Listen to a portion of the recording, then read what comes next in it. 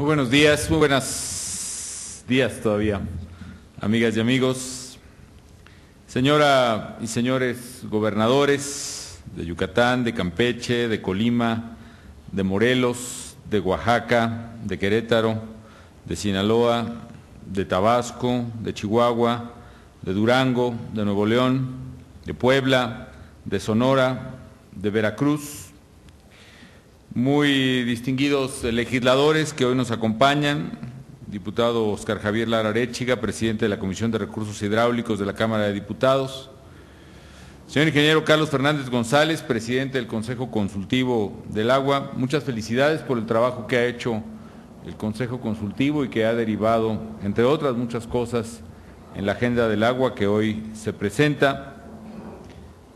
Estimada Lucía Velázquez, muchas felicidades por tus palabras y la de tus compañeros y muchas gracias por comprometernos a todos el día de hoy. Estimadas embajadoras, embajadores e integrantes del cuerpo diplomático acreditado en México, estimados colaboradores del Gobierno federal, señores rectores de distintas universidades y centros académicos, doctor Mario Molina, Premio Nobel de Química, orgullosamente mexicano, señoras y señores presidentes municipales de todo el país, aquí presentes, señores dirigentes de organismos empresariales, aquí presentes también, muchas gracias por su presencia, estimados directores de organismos locales y representantes de asociaciones nacionales de empresas de agua y saneamiento, muy distinguidos artistas y líderes sociales involucrados en el tema del agua. Emanuel, bienvenidos todos. Muy distinguidos invitados especiales, muy estimadas amigas, estimados amigos, señores representantes de los medios de comunicación.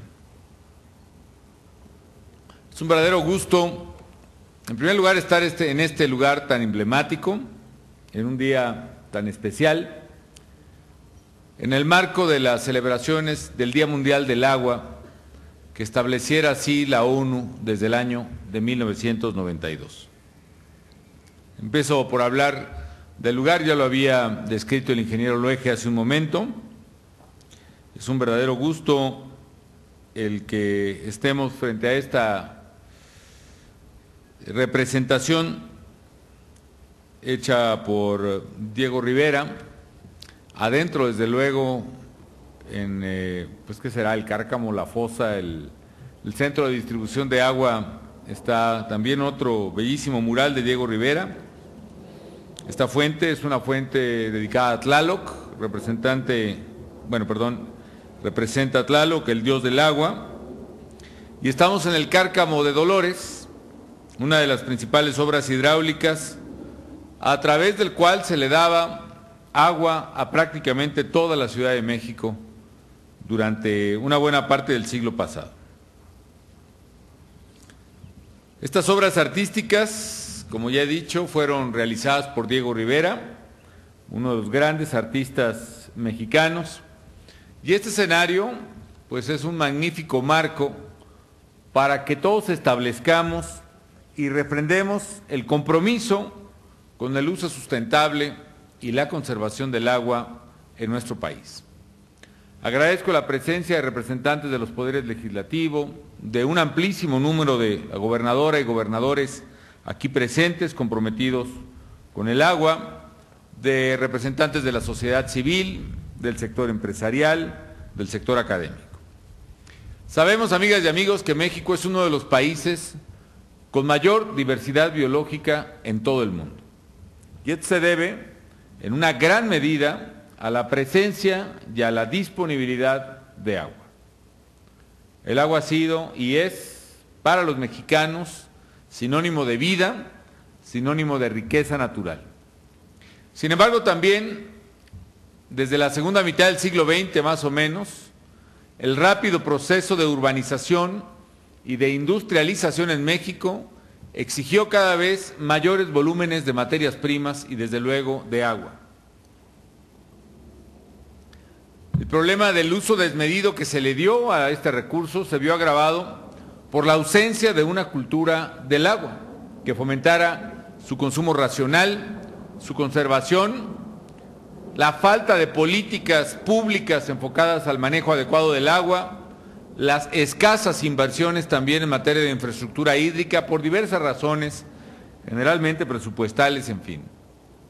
Creo que partimos además de problemas muy arraigados en nuestra sociedad. Por ejemplo, yo creo que todavía nuestra generación de niños, no digo que se nos haya inculcado, pero partíamos de la premisa de que el agua era un recurso inacabado, que iba a estar siempre ahí. Nuestros padres nunca se llegaron a plantear la posibilidad de que el agua se acabara.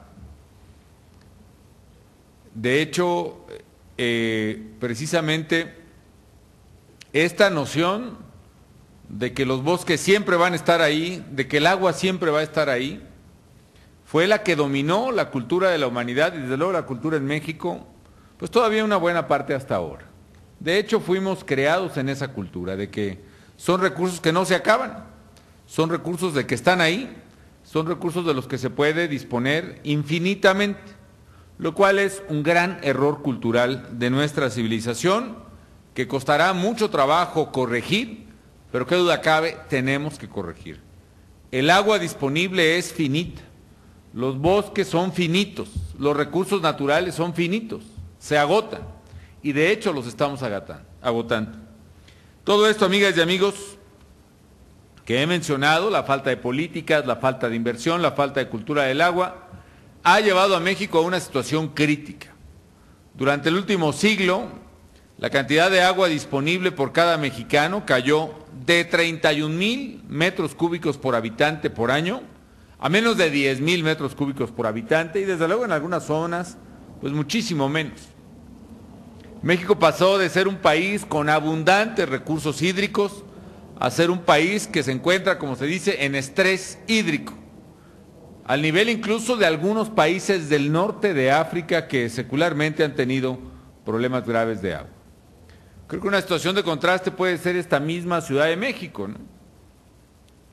Es una idea que hemos enfatizado insistentemente y permítanme que lo haga nuevamente, ¿no? Esta Ciudad de México era la ciudad de los lagos.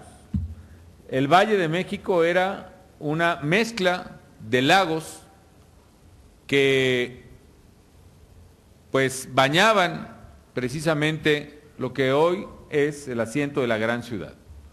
El lago de Texcoco, desde luego, probablemente el más grande, el lago de Xochimilco, el lago de Chalco, el lago de Zumpango, del cual todavía le queda un poquito, algún otro por ahí. Y estos lagos, primero fueron no desecados, pero sí ocupados por los aztecas. Como al águila se le ocurrió exactamente pararse, devorar la serpiente en medio del lago, pues ahí mero, dijeron los ancestros, y ahí se construyó el agua. Y los españoles, que estaban empeñados en defenestrar o vencer por cualquier medio cultural a los aztecas, pues ahí mero también hicieron la Ciudad de México, y sobre el Templo Mayor hicieron la catedral, y sobre la casa de Moctezuma hicieron el palacio virreinal, y así sucesivamente. Y también, pues sobre el lago empezaron a desecarlo. Para no hacer la historia larga, pues se acabó desecando el lago, los lagos de la Ciudad de México para construir la gran ciudad. A los hacendados se le permitía desecar los lagos, por ejemplo, el lago de Chalco fue desecado para propósitos agrícolas, y hoy pues muchos de esas regiones son asentamientos en principio irregulares y grandes polvaredas. No nos limitamos a desecar los lagos, también empezamos a explotar los acuíferos. Y se bombeó tanta agua del acuífero de la Ciudad de México que la ciudad se fue hundiendo a razón de 1 metro cada 10 años en promedio. Si uno observa el Ángel de la Independencia, por ejemplo, el Ángel está construido a ras del suelo, pero todas las escalinatas que rodean al Ángel se le fueron agregando a medida que se fue hundiendo la ciudad. Si uno observa algunas bombas que hay de agua, mientras se fue hundiendo el subsuelo, las bombas fueron emergiendo, algunas hasta 12 metros de altura en la ciudad. Si uno observa las grandes construcciones coloniales del centro, por ejemplo la Basílica de Guadalupe la Vieja, que se inclinó precisamente por hundimiento, el Palacio Nacional, la Catedral, todo eso responde a esos hundimientos. La alteración misma que implicó la desecación de los acuíferos, implicó la alteración de la conformación de los suelos y las arcillas del centro de la ciudad. Como a un queso fresco al que se le quita todo el suero y que se vuelve poroso, que se vuelve moronas, así el centro de la Ciudad de México fue secándose y por esa razón el sismo de 1985, que fue severo, pero que afectó finalmente por igual a muchas zonas del país y a muchas zonas del Valle de México, fue especialmente severo en el centro de la ciudad. ¿Por qué razón? Por la sobreexplotación del acuífero que había alterado sustancialmente la composición de los suelos. Hoy todavía tenemos problemas con el agua. Mencionaba yo hace unos días que inauguramos una de las mayores plantas de bombeo para evitar inundaciones en el oriente de la Ciudad de México, en el río de la Compañía. El río de la Compañía, como todos los ríos, iba al ras o por debajo del nivel del suelo circundante, allá a la salida en la autopista Puebla. Solo que el hundimiento del Valle de Chalco y de Chalco hace que el río de la Compañía ahora esté varios metros arriba del nivel de la tierra y al desbordarse con las lluvias torrenciales provoca inundaciones severísimas. Esto lo estamos corrigiendo haciendo túneles muy profundos que van a hacer que el agua nuevamente vuelva a correr con una pendiente negativa a salir del valle. Pero en fin, todo eso, amigas y amigos, lo hemos hecho en esta ciudad. De ser una ciudad con abundante disponibilidad de agua, hoy se volvió una ciudad con estrés hídrico. Y así está nuestro país. Hoy, para traer agua a la Ciudad de México, se hicieron obras como esta, monumentales, que empezaron trayendo el agua de Xochimilco o de Tláhuac, y luego de Lerma, un poco a la mitad del camino a Toluca, y hoy se trae agua a la Ciudad de México desde más de 200 kilómetros de distancia, elevándola más de 1000 metros de altura. Desde Tierra Caliente, Michoacán, se tiene que traer agua hasta la Ciudad de México. Eso no puede ser. Tenemos que cambiar radicalmente nuestra cultura y la forma de utilizar el agua. Hoy todavía más del 60% del agua, con toda la escasez que tenemos, el 62% del agua se usa con propósitos agrícolas. Y la gran mayoría del agua de uso agrícola es agua sin la tecnificación necesaria para aprovechar su máxima eficiencia. El problema, pues, de este uso desmedido de agua nos está llevando a gravísimos problemas, pero que a la vez están despertando la conciencia de respeto al agua que siempre debimos de tener. Esta degradación de los recursos hídricos ha llevado a nuestro país a una situación crítica que, de no ser atendida con decisión, va a comprometer el bienestar y el futuro de los mexicanos. Recientemente la Conagua dio a conocer que 100 de los 650 acuíferos más importantes del país están sobreexplotados. ¿Eso qué quiere decir? Que se extrae más agua del acuífero de la que naturalmente recibe para su recarga. Y eso está pasando aquí en la Ciudad de México en varios acuíferos, el del centro, el de Texcoco, que es el más sobreexplotado, el de Cuautitlán, por ejemplo. Está pasando en acuíferos en La Laguna, está pasando en acuíferos en el Bajío, en acuíferos en mi propia ciudad natal, en Morelia, etcétera, etcétera. Por eso me alegra que esta agenda del agua pone una visión de largo plazo y un compromiso social conjunto de sociedad y gobierno para enfrentar este problema. Nosotros hemos tratado de darle una altísima prioridad al tema del agua.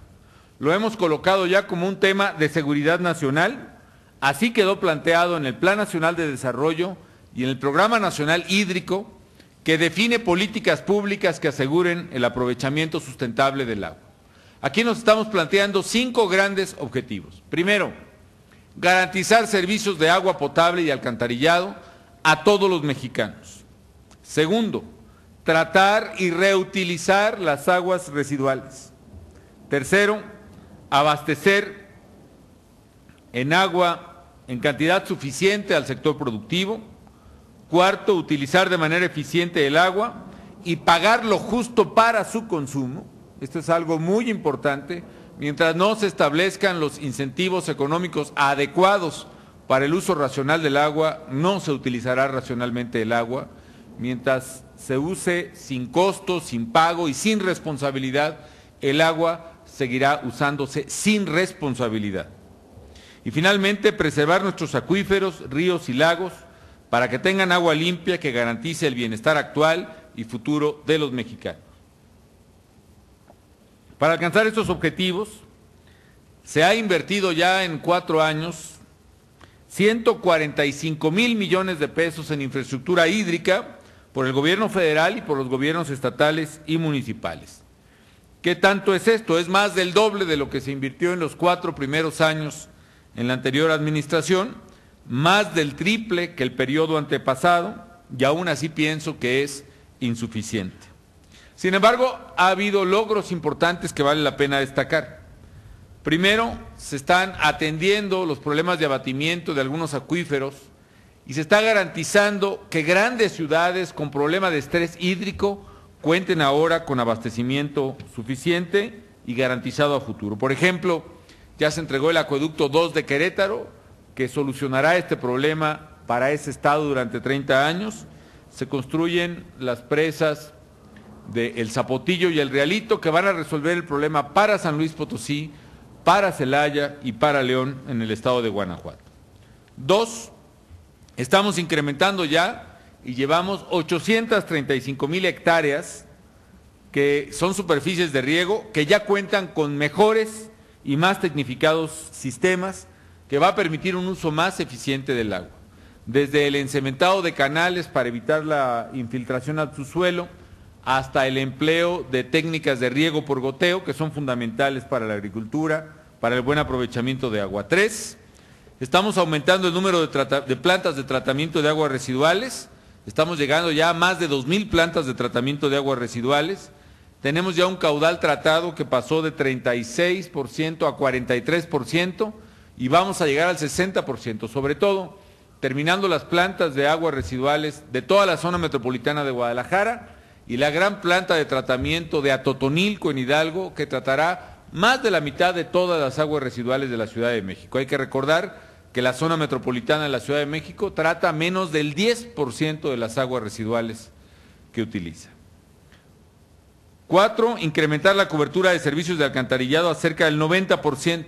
A pesar de que creció la población y la expansión de las zonas urbanas, creció la cobertura de alcantarillado, y ya hemos superado la meta de 88% que se había previsto para todo el sexenio.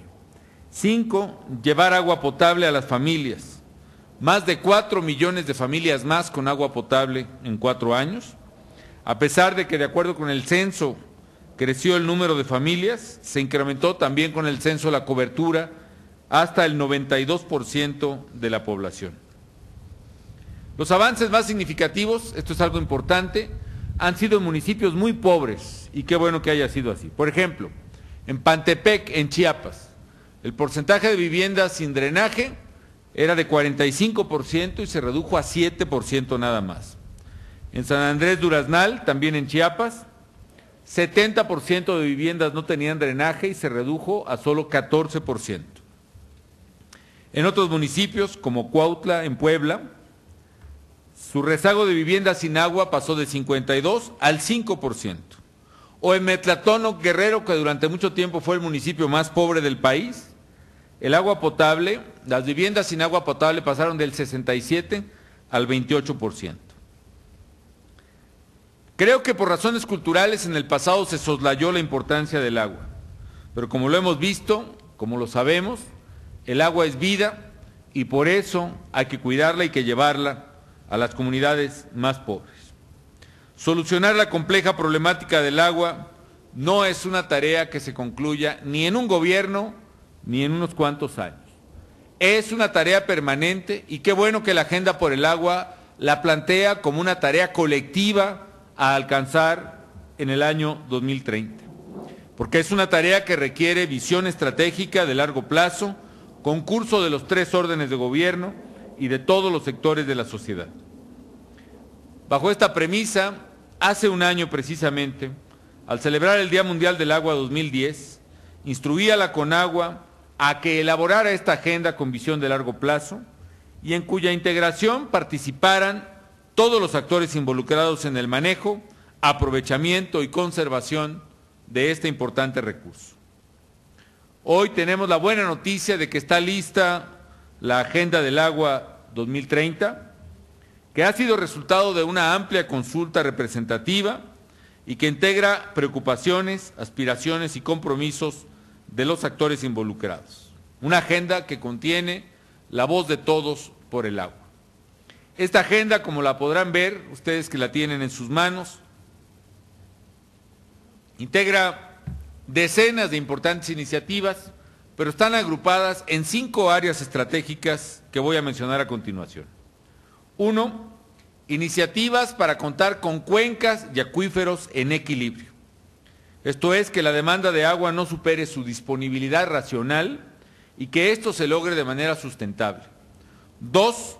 Acciones para mantener los ríos limpios y los lagos, primordialmente mediante el saneamiento de aguas residuales. Y está claro, tenemos que llegar al 100% de tratamiento de aguas residuales en esta década que ha iniciado en el 2011. Tercero, iniciativas para lograr la cobertura universal de agua potable y alcantarillado. Todas las familias con agua y con sistema de drenaje. 4. Acciones para garantizar la seguridad de los asentamientos humanos ante inundaciones y otros fenómenos meteorológicos, particularmente en aquellas zonas que, a pesar de ser altamente vulnerables, como cuencas de los ríos, por ejemplo, o no cuentan con la infraestructura necesaria para hacer frente a este tipo de catástrofes, o siguen siendo receptáculo de asentamientos irregulares de familias que viven en constante peligro. 5. Iniciativas que aseguren la disponibilidad de recursos financieros, tecnológicos y científicos para garantizar el aprovechamiento sustentable del agua e impulsar una verdadera cultura de su cuidado. En suma, con esta agenda, amigos, estamos poniendo la base de una solución eficaz para que las futuras generaciones vivan en un México que cuente con agua en cantidad y calidad suficiente. En el siglo XXI, el recurso básico de las naciones será el agua, y nosotros necesitamos actuar ahora en nuestro querido México. Amigas y amigos, esta agenda es un paso en la dirección correcta. Representa además un gran esfuerzo entre sociedad y gobierno. Es una expresión de unidad y yo diría de supervivencia en torno a un tema fundamental que significa la vida. La amplia participación que suscitó muestra que el agua es una conciencia creciente ya entre los mexicanos. En el futuro, la disponibilidad de agua significará no solo bienestar para la población, significará para todos los países un elemento fundamental para asegurar la competitividad de sus economías, la paz de sus sociedades y las posibilidades de desarrollo. El gobierno federal, con mi conducto, se compromete y con gusto a cumplir en lo que nos toca la agenda del agua. Agradezco a la señora gobernadora y a los señores gobernadores aquí presentes su compromiso manifestado en los trabajos de elaboración de la agenda del agua y con su presencia rubricado el día de hoy. A los alcaldes aquí presentes y a todos los que participaron también, nuestro agradecimiento. Nuestra invitación a los legisladores para avanzar en la normatividad necesaria para cumplir con la agenda del agua, y a todos la invitación constante a sumar voluntades para garantizar la disponibilidad de agua, un elemento fundamental para lograr lo que queremos: un México más limpio, un México más sano, un México más fuerte. En pocas palabras, para lograr un México que nos dure a todos y para siempre. Muchas felicidades y muchas gracias.